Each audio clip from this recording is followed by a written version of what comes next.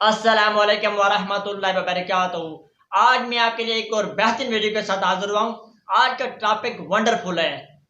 غلام احمد قادیانی کی حقیقت کیا ہے؟ غلام احمد قادیانی کی ہسٹری کیا ہے؟ غلام احمد قادیانی ان کی ہم اعلانیہ تکفیر کرتے ہیں، بات پرسیکیوشن کے قائل نہیں ہیں، ان کے لیے دعوت کا یعنی دروازہ بند نہیں کرنا چاہیے، اصلاح کی کوشش کرتے رہنا چاہیے۔ یہ حقیقت بات ہے کہ غلام احمد قادیانی نے یعنی سیدنا حسین ابن علی کی بہت گستاخیاں کی ہیں، بلکہ صحابہ کرام میں سب سے زیادہ اگر کسی کی ویسے تو کوئی نہیں بچا اس کی گستاخیوں سے، سب سے زیادہ اگر صحابہ میں سے کسی کی گستاخی کی ہے نا تو سیدنا حسین ابن علی ہے رضی اللہ تعالیٰ عنہ و علیہم السلام رضی اللہ عنہما۔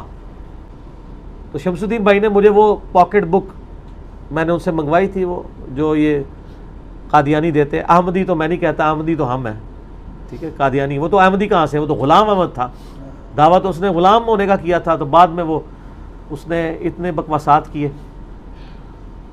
تو وہ جو پاکٹ بک جب میں نے اس کو ڈیٹیل سے پڑھا ہے نا تو بڑے معذرت کے ساتھ شاید میجارٹی چیزوں کے جواب دینا مجھے اب سمجھ آئی ہے کہ کیوں نہیں لوگ جواب دیتے۔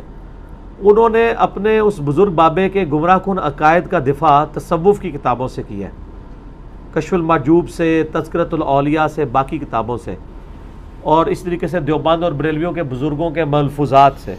وہ کہتا ہے ہمارے اگر بابے نے یہ بات کی ہے تو تمہارے بابا تو اس سے بھی اوپر کی بات کر چکا ہے۔ تو وہ کتاب میں جو انہوں نے رد کیا ہے نا بابا ورسز بابا، اس میں تو کامیاب ہے۔ اب اگر آپ کہ میں قادیانی کی ان عبارتوں پہ گرفت کروں کتاب و سنت کی روشنی میں تو معذرت کے ساتھ پھر مجھے ان بابوں پہ بھی کرنی پڑے گی جو میں آلریڈی کر رہا ہوں۔ میرا یوٹیوب پہ کلپ ہے قادیانی حق بات کیوں نہیں قبول کرتے، تو وہ اس کی وجہ سے سارے پھر ناراض ہو گئے مجھ سے۔ یہاں پہ بھی انشاءاللہ تعالی ہم کریں گے۔ تو چونکہ حسین ابن علی کا معاملہ یہ ہے کہ اس میں بریلوی دیوبندیوں کے ہاں تو ایسا کوئی گستاخی نہیں ملتی، اہل حدیث کے ہاں بھی ڈائریکٹلی کوئی گستاخی اس طرح نہیں ہے۔ ایون ڈاکٹر ذاکر نائک نے اگر یزید کو رضی اللہ عنہ کہا 2009 میں، اور اس کے بعد انہوں نے کہا کہ میں حسین ابن علی کے قاتلین پہ لعنت بھیجتا ہوں، حسین ابن علی سے بغض کا اظہار نہیں کیا۔ لیکن غلام احمد قادیانی نے سیدنا حسین کے بارے میں اتنے غلیظ الفاظ استعمال کیے ہیں۔ ویسے مجلس تحفظ ختم نبوت اور باقی لوگوں نے کافی کتابیں چھاپی ہوئی ہیں، ان میں ان کی بڑی غلیظ عبارتیں موجود ہیں جو ان کی کتابوں میں ہیں۔ کچھ عبارتوں سے آپ کہہ سکتے ہیں کہ آؤٹ آف کانٹیکسٹ ہیں، لیکن میجورٹی انہوں نے باتیں صحیح چھاپی ہیں۔ میں نے ان کو کاؤنٹر ویریفائی بھی کیا، بلکہ آپ کو پتہ جب شمس الدین بھائی یہاں پہ آئے تھے تو پوری ساری کتابیں وہ ساتھ لے کے آئے تھے۔ قادیانیوں نے اپنے بزرگ کی ساری وہ جو کتابیں ہیں نا، کشتی نوح ہو، براہین احمدیہ ہو، تحفہ گولڑویہ ہو، یہ ساری کی ساری نا روحانی خزائن کے نام سے 23 جلدوں پہ چھاپ دی ہے۔ پاکستان میں خیر اس کی پرنٹنگ پہ اور رکھنے پہ پابندی ہے، بڑا سخت جرمانہ ہو جاتا ہے۔ وہ آلموسٹ 82 کتابیں ہیں جو ایک جگہ کمپائل کر دی ہیں انہوں نے، وہ ساری کی ساری، یعنی آپ کو اسکیٹرڈ فارم میں لینے کی وہ اگر آپ 23 جلدیں آپ کے پاس ہوں، وہ آپ کو یوٹیوب کے اوپر آپ گوگل میں جا کے سرچ کریں تو ان کے PDF میں مل جائیں گے روحانی خزائن کے 23 جلدوں پہ۔ تو روحانی خزائن کے اندر نا وہ سارے حوالے موجود ہیں۔ بائی چانس میری ٹیبل کے اوپر وہ کتاب اس وقت ہاں یہ پڑی ہوئی ہے، یہ ندیم بھائی سے میں نے اگلے دن لی تھی۔ اس کے اندر یہ کتاب کا نام ہے انصاف فرمائیے، عالمی مجلس تحفظ ختم نبوت، اور مولانا عزیز الرحمان نے لکھی ہے یہ۔ تو اس میں پیج نمبر 11 پہ انہوں نے وہ گستاخیاں، اور یہ گستاخیاں میں نے فزیکلی کتابوں سے کانٹیکسٹ کے ساتھ ویریفائی کی ہیں، یہ آؤٹ آف کانٹیکسٹ نہیں ہے، اور وہ الفاظ ہی بتا رہے ہیں، آؤٹ آف کانٹیکسٹ ہو نہیں سکتی ہیں۔ مثلا ایک جگہ وہ لکھتا ہے مرزا قادیانی دافع البلا میں، اور پیج نمبر 13 پہ، اور جو روحانی خزائن ہے اس میں سارا آپ سمجھ لیں روحانی خزائن کے اندر سب کچھ موجود ہے۔ تو روحانی خزائن میں جلد 18 ہے اور پیج 233 پہ وہ لکھتا ہے، اے قوم شیعہ اس پر اصرار مت کرو کہ حسین تمہارا منجی یعنی نجات دہندہ ہے، کیونکہ میں سچ کہتا ہوں کہ آج تم میں سے ایک، یعنی خود اپنے آپ کو کہتا ہے مرزا غلام احمد قادیانی، موجود ہے اس حسین سے بڑھ کر ہے۔ وہ کہتا ہے اس حسین کو چھوڑو، اب میرے پیچھے چلو۔ سر یہ جرأت تو حضرت ابو بکر، عمر اور عثمان نے نہیں کی ہے، میں آپ کو بالکل وثوق سے کہہ رہا ہوں، حالانکہ ہم ان کو افضل مانتے ہیں، لیکن یہ انہوں نے اپنی زبان پہ کبھی بات نہیں کی ہے صحابہ کرام اہل بیت کو جب فضیلت کی بات کرتے تھے اہل بیت کو اپنے سے ایکسکلوڈ کرتے تھے، وہ کہتے تھے وہ نبی کے گھر والے ہیں. ٹھیک ہے، عمار بن یاسر والا معاملہ دیکھ لینا آپ. میں نے کبھی سیدہ فاطمہ کے بارے میں کچھ سوچے گا حضرت ابوبکر عمر یا عثمان میں کہ میں فاطمہ سے افضل ہوں؟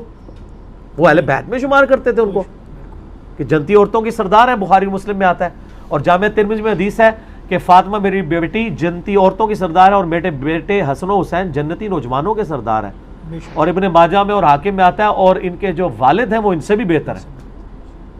ٹھیک ہے. مولا علی جن کے بارے میں بخاری مسلم میں حدیث ہے، غزوہ تبوک کے موقع پر نبی علیہ السلام پہلا اور آخری موقع تھا، مولا علی کو ساتھ نہیں لے کے گئے اور مدینہ شریف میں عورتوں اور بچوں کے اوپر اپنا خلیفہ چھوڑ گئے.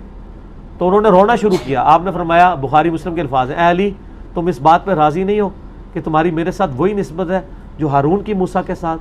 جب موسیٰ گئے تھے کوہ طور پہ ہارون کو چھوڑ کے گئے تھے، میں تمہیں چھوڑ کے جا رہا ہوں. کیا بات ہے، کیا بات، اس سے بڑی کوئی فضیلت ہو سکتی ہے؟ اسی لیے امام بخاری نے مولا علی کے فضائل کے چیپٹر میں پہلی حدیث یہ لی ہے. حضرت علی کے فضائل پہ نمبر 1 حدیث یہ ہے. لیکن ساتھ حضور نے فرمایا، اے علی تیری نسبت تو ہے میرے ساتھ ہارون اور موسیٰ علی، لیکن میرے بعد کوئی نبی نہیں ہے. اگر مولا علی کا وہ مرتبہ نہیں ہو سکتا امتی نبی والا، تو غلام احمد قادیانی کیسے کلیم کر سکتا ہے؟ بالکل صحیح. اور پھر حسین ابن علی کے بارے میں بات کرنا.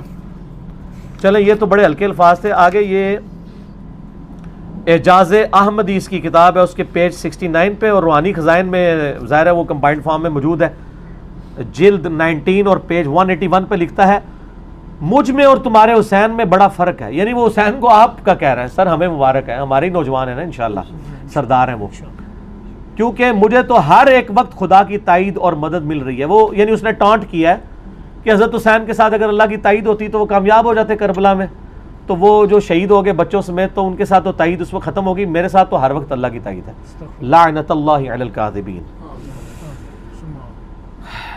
پھر وہ لکھتا ہے اعجاز احمدی پیج 81 پہ، خزائن میں جلد 19 پیج 193 پہ، اور میں خدا کا کشتہ ہوں لیکن تمہارا حسین دشمنوں کا کشتہ ہے، پس فرق کھلا کھلا اور ظاہر ہے. اندازہ کریں، وہ تمہارا حسین کہہ رہا ہے، وہ ہمارے ہی ہے. سر آپ کا ہوتا تو آپ کو ہدایت مل جاتی، حسین تو ہمارے ہیں الحمدللہ. 3 ریفرنس. چوتھا ریفرنس دیکھیں، اس کی کتاب ہے نزول مسیح پیج 99 اور روحانی خزائن میں جلد 18 پیج 477 پہ وہ لکھتا ہے، اس نے ایک فارسی کا شعر لکھا ہے، کربلا ایست سیر ہم آنم صد حسین است در گریبانم. اس کا ترجمہ یہ وہ کہتے ہیں کہ میں تو ہر وقت کربلا کی سیر میں رہتا ہوں. یعنی حضرت حسین کی زندگی میں تو ایک کربلا آئی ہے نا، میں تو پوری زندگی کربلا میں گزر رہی ہے، اور میرے گریبان میں 100 حسین پڑے ہیں. تم ایک حسین کی بات کرتے ہو، اے تو میرے بوجھے چنے 100 حسین. لعنت اللہ علی الکاذبین. 100 حسین ہے تو جنتی نوجوانوں کے سردار تو حسین ہی ہے نا. ٹھیک ہے، حسن و حسین رضی اللہ عنہما وعلیہم السلام. پھر وہ کہتا ہے، اس کی کتاب ہے اعجاز احمدی پیج 82 اور روحانی خزائن میں جلد 19 پیج 194 پہ. بالکل بالکل. استغفر اللہ. یہ تو یعنی نقل کفر نہ باشد، یہ بہت غلیظ زبان اس سے استعمال کیا. کہتا ہے، تم نے خدا کے جلال اور مجد کو بھلا دیا اور تمہارا ورد صرف حسین ہے، کستوری کی خوشبو کے پاس گو کے ڈھیر کا ڈھیر ہے. نعوذ باللہ حسین ابن علی کو اس نے یہ کہا ہے. تو یعنی یہ لعنت اس کے اوپر پڑی. تو یہ بہت بڑی گستاخی ہے اور اس کی کوئی تعویل ممکن نہیں ہے کہ آپ تعویل کر سکیں. تو میں تو اس کو پکا ناسبی اور یعنی منکرین حدیث میں سے اور یزیدی سمجھتا ہوں. بلکہ اس کی وہ جو یہ پاکٹ بک چھپی ہوئی ہے اس میں تو انہوں نے غدیر خم کی حدیث باقی ساری چیزوں کا پورا مذاق اڑایا اور پورا انکار کیا. یہ میں نے کئی دفعہ کہا ہے کہ ناسبی اور منکرین حدیث لازم و ملزوم ہے، کیونکہ صحیح الاسناد حدیث ناسبی اور یزیدیوں کی موت ہے. تو ان کو ہر بات اہل بیت سے ان کو بغض ہوگا. اور کیوں نہ ہو، صحیح مسلم میں حدیث ہے 240 انٹرنیشنل نمبر کے مطابق، علی سے محبت نہیں رکھے گا مگر مؤمن، علی سے بغض نہیں رکھے گا مگر منافق. محبت علی تو لٹمس ٹیسٹ ہے. اور صحیح مسلم میں اوپر تلے 4 حدیث ہے غدیر خم کی 6225 سے 6228 تک. نبی اسلام نے فرمایا، لوگوں آگاہ ہو جاؤ، میں بھی ایک انسان ہوں، قریب ہے کہ اللہ کا قاصد یعنی موت کا فرشتہ میرے پاس آئے اور اس کی دعوت قبول کر لوں. میں اپنے بعد تم میں 2 بھاری چیزیں چھوڑ کے جا رہا ہوں. ان میں سے پہلی چیز اللہ کی کتاب ہے، اس میں ہدایت ہے، اس میں نور ہے. تم اللہ کی کتاب کو پکڑو، اپنا تعلق اس کے ساتھ مضبوط کرو، اللہ کی کتاب اللہ کی رسی ہے، جو اسے پکڑے گا وہ ہدایت پہ ہوگا، جو چھوڑ دے گا گمراہ ہو جائے گا۔ اور دوسری بھاری چیز میرے اہل بیت ہیں، میں اپنے اہل بیت کے معاملے میں تمہیں اللہ کا خوف دلاتا ہوں، میں اپنے اہل بیت کے معاملے میں تمہیں اللہ کا خوف دلاتا ہوں، میں اپنے اہل بیت کے معاملے میں تمہیں اللہ کا خوف دلاتا ہوں۔ 3 دفعہ فرمایا، لیکن امت نہیں ڈری اور اہل بیت کے ساتھ وہ سلوک کیا، نہ قرآن کو پکڑا نہ اہل بیت کو چھوڑا۔ چھوڑے سے مراد یعنی شہید کر دیا سب کو، الٹ چلے۔ تو یعنی اہل بیت کی محبت تو ہماری یعنی ایمانیات میں داخل ہے۔ تو یہ جب کسی کے اوپر لعنت پڑ جائے تو وہ اولیاء اللہ سے محبت اس کے دل سے نکل جاتی ہے۔ اولیاء اللہ آپ والے نہیں، صحابہ اور اہل بیت، وہ ڈیفینیٹ تو اولیاء اللہ وہی ہیں نا، ورنہ بریلویوں کے اولیاء جو ہیں وہ دیوبندیوں کے مشرک ہیں، دیوبندیوں کے اولیاء جو ہیں بریلویوں کے نزدیک گستاخ رسول ہیں، سنی کے اولیاء اللہ شیعہ کے نزدیک گمراہ ہیں، شیعہ کے اولیاء اللہ سنیوں کے نزدیک گمراہ ہیں۔ تو اولیاء اللہ وہ ہیں جن پہ امت متفق ہے۔ تو یہ اس کی بہت بڑی گستاخی ہے، اور میں قادیانیوں کے سامنے بھی یعنی یہ دعوت اصلاح رکھتا ہوں کہ خدا کے لیے آپ دعویٰ تو کرتے ہیں ہم بخاری مسلم قرآن کو مانتے ہیں، تو پھر صرف دعوے تک نہ رہیں، ان کتابوں کو کھول کے دیکھیں کہ اہل بیت کا کیا مقام ہے، اور آپ کے جو بڑے ابا جی گزرے ہیں روحانی ابا جی، وہ اہل بیت کی کتنی گستاخیاں کر کے گئے ہیں۔ اہل بیت کی گستاخی کرنے والا کیا یہ کہہ سکتا ہے کہ اس کی نسبت رسول اللہ کے ساتھ ہے صلی اللہ علیہ وآلہ وسلم؟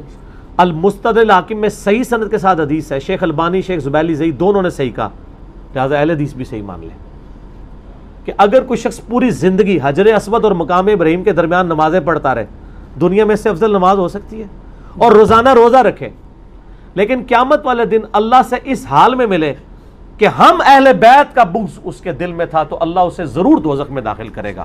اللہ اس کی نمازیں، روزے، حج، زکوٰۃ نہیں دیکھے گا۔ اہل بیت کا بغض تو دوزخ میں لے جانے والی چیز ہے۔ تو اس بڑے لیول کے اوپر آ کے بات کرنا، جامعہ ترمذی میں حدیث ہے، حسین مجھ سے ہے اور میں حسین سے ہوں۔ ترمذی اور مسند احمد میں حدیث ہے، اے اللہ حسن و حسین میرے پھول ہیں، یہ میرے بیٹے ہیں، میں ان سے محبت کرتا ہوں، تو بھی ان سے محبت کر۔ اور مسند احمد کے الفاظ ہیں، اے اللہ جو حسن و حسین سے محبت کرے تو ان سے محبت رکھ، جو ان سے دشمنی رکھے تو ان سے دشمنی رکھ۔ تو غلام احمد قادیانی نے حسین ابن علی کی توہین کر کے رسول اللہ سے دشمنی لی ہے، ٹکر لی ہے۔ تو میں اسی آیت پہ کنکلوڈ کرتا ہوں، باقی سوالات انشاءاللہ اگلی مجلس میں۔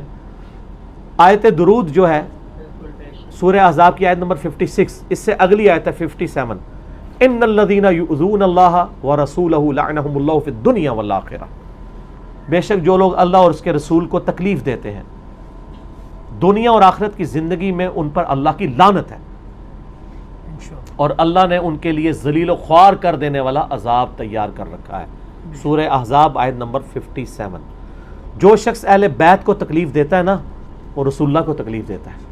حسین ابن علی کو تکلیف دینا رسول اللہ کو تکلیف دینا ہے۔ المعجم الکبیر طبرانی کے اندر ابراہیم نخعی کا قول ہے، جو بخاری اور مسلم دونوں کے راوی ہیں، تابعی، امام حنیفہ کے دادا استاد ابراہیم نخعی کہتے ہیں، بالفرض اگر میں قاتلین حسین میں شامل ہوتا اور اللہ مجھے قیامت والے دن معاف بھی کر دیتا اور میں جنت میں بھی پہنچ جاتا، تب بھی میں رسول اللہ کو اپنی شکل جنت میں بھی نہ دکھا سکتا کہ کہیں رسول اللہ مجھ سے پوچھ ہی نہ لے تو حسین کے قاتلین میں شامل تھا۔ اللہ نے معاف کیا ہوا ہے، جنت بھی مل گئی ہے، تب بھی ابراہیم نخعی کہہ رہے ہیں میری جنت بھی کنفرم کر دینا کوئی، تو میں جنت میں رسول اللہ کو کیسے منہ دکھاؤں گا، چاہے میرا گناہ معاف بھی ہو چکا کہ میں سیدنا حسین کے قاتلوں میں شامل تھا، اور یہ بدبخت حسین علیہ السلام کی یہ گستاخیاں کر کے گیا ہے۔